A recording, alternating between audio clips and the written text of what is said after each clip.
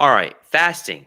What is it? Is it beneficial? Should we all do it? And what really does it help us with? So, my name's Mike Over. I've been featured in ABC News. I write for many different publications, and I've owned a gym for 12 years. And I've done fasting for a large majority of it. And I'm going to give you guys my take on what it has done to help my body, but yet what it also has done to really hurt my body. And we often get caught in crazes in today's world as to what we do think is right. And when something is told to us that it works to do a certain thing, a lot of us jump. So, I want to give you guys the basic benefits of fasting. And so, what we do know from research is that intermittent fasting is going to have a positive effect on blood sugars and insulin, and it's going to really honestly decrease insulin. It's going to even help increase fatty acid production within the body, which is also good for fat oxidation and inflammation. It will also help with glucagon increase. It's going to help with growth hormone increase. And it's going to even help with potential increases in cortisol. Now, this is something that is definitely denoting because cortisol is a good thing in short bouts, but in long term, it can cause different types of situations that can be harmful for the body, which I will get into here in a second. We want to type we want to kind of get our bodies into a state of ketosis when we're going into intermittent fasting. And what that means is that we are going to be trying to promote hormesis. This is the process of what I want you to think of as cleaning out your cells. And a lot of people just use fasting as a tool because they think that it's going to help them lose weight. Now, there's nothing inherently different from it than any other diet out there, whether it is keto, Atkins, low carb, Weight Watchers, carnivore. These diets all do the same thing, and they put your body into a caloric restriction. Eating less food will mean what? Weight loss. Now, the benefits of fasting have been shown to help the body kind of get into a more clean cellular state. And when we live in a world that's overfilled with toxic burden from pesticides in our food, chemicals in our household products, even, and even in our water, in our work environments, it's important to understand that hormesis is a very large part of why a lot of Americans get stuck or having different types of autoimmune issues. So, when we talk fasting, this can be a very positive thing that we're seeing some great solidified research on helping to really reduce. Now, in ketosis, we will see a positive effect on inflammation. It will kind of take oxidative stress and lower it. It's going to improve antioxidant metabolism. So that's why it's crucial to be making sure you are still, when fasting, getting the nutrients that are needed to help with producing that better antioxidant metabolism. So, the positive effects on these different indicators are going to be basically that people with metabolic disease, right? So people that have weight loss resistance, they're overweight, maybe they have metabolic syndrome, maybe they've got type 2 diabetes, they've got maybe glucose and insulin sensitivity issues, maybe they've got chronic inflammatory issues or even a lot of GI chronic inflammation issues.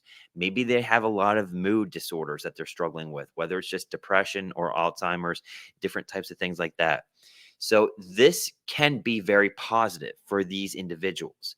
Now, we've got to also respect the fact that intermittent fasting can be dangerous for a certain type.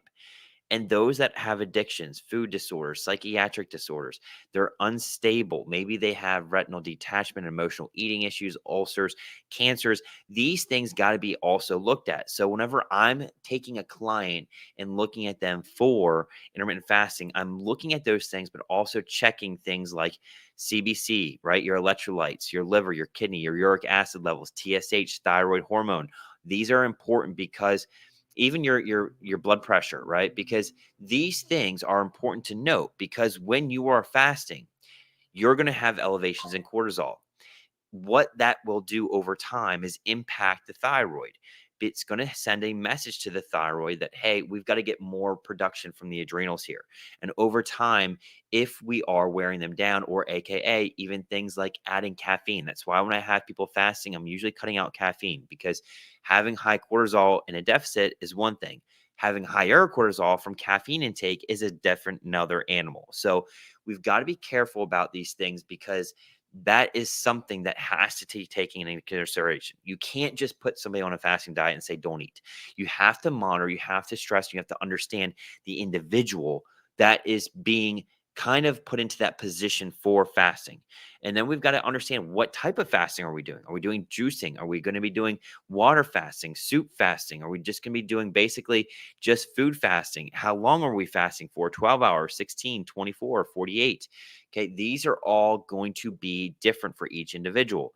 And sometimes you'll see people have certain feedback mechanisms from fasting that could be such as, if you're doing NSAIDs, right? That could be something that will come up in a lot of people, that they could then start having things like headaches, electrolyte disturbances, imbalances.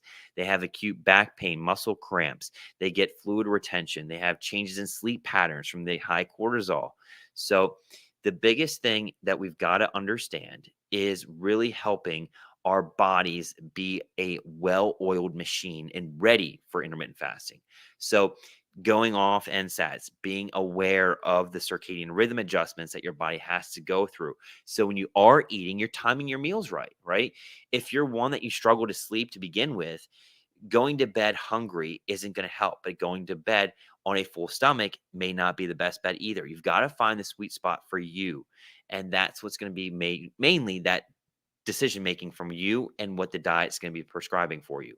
So when it comes to fasting overall, the big key factors are, yes, it can help with inflammation. Yes, it can help with cortisol production. Yes, it can help with lowering glucose levels. And yes, it can help with hormesis and cleaning the cells, which will create better mitochondrial production. But you have to also respect the fact that a high stress environment, a high inflammatory environment, plus fasting is a recipe for disaster. So we're not even getting into the training aspects of things too, because that's another ballgame of who and how you train and work out when you're fasting.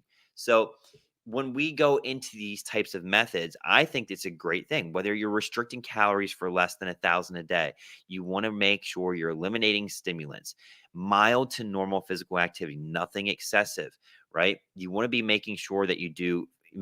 Fasting beverages can be very helpful, right? So helping you feel fuller by drinking a lot of things that you maybe it's your liquid, your electrolytes. I love making sure I am loaded on sodium when I am in a fasted state. So that can be a very helpful thing too. Um, Even things like vegetable broths, bone broths, herbal teas, they can go a long way with helping your body feel like they're getting into a fed state. Um, and really, what you want to think about too is trying to make sure that you use things that help your body cleanse. So, fasting is helpful, but you've got to also cleanse the body. And by doing that, you can help by maybe adding sodium cleanses. You can do some great things like 30 minutes walking. You can do some things like getting some lemon juice in you. A lot of these things can help with the burnout of the fatigue, the headaches that you might be sensitive to with being on this. But we got to respect that fact. Now, I will say a final thing when it comes to this, because the physical activity is definitely an important factor to it. You've got to be making sure that they're adapted to aerobic activity, because the first 3 days may be rough, but you've got to be circulatory with your activity, meaning that your heart has to be able to sustain this activity. And you want to be preserving and increasing muscular strength, avoiding uncontrollable protein catabolism. So we don't want to wear down your muscles. So you've got to keep your protein relatively high, right? And we've got to promote thermogenesis, which is higher heat production. And that happens with truly trying to get your body into that state of ketosis, right? So make sure that you are doing that, getting a lot of good beverages in you. Your supplements got to be high in sodium electrolytes, and make sure that you are getting your quality food, good healthy ingredients. And I think the biggest thing is that you do want to break your fast with good quality nutrients and high protein. Um, Chew slowly on the breaking the fast too. Don't eat too fast. So hopefully that gives you guys a good rundown of my intake on fasting, who it's helpful for, what are the benefits, what it can do for you, honestly. And do we use this in Revive? Absolutely. We use it on a case by case basis to help with people get into a deficit, to help their bodies get to the state that they want. So if you have more questions and you want to learn and actually start implementing some of this, I'm going to be launching a community for men here soon that you guys can get involved in and really start seeing the benefits of this yourself and how I implement it within my clients. All right. So hopefully that helps give you guys a good rundown, and make sure that you do know that this is a helpful thing. It helps our body stay within a time frame, right, of eating, which can be very helpful to keep you guys on track, because the more that you snack, sometimes the more it gives you an opportunity to get yourselves in trouble. All right. So hopefully you like this. God bless. Hope you guys have a great, wonderful day.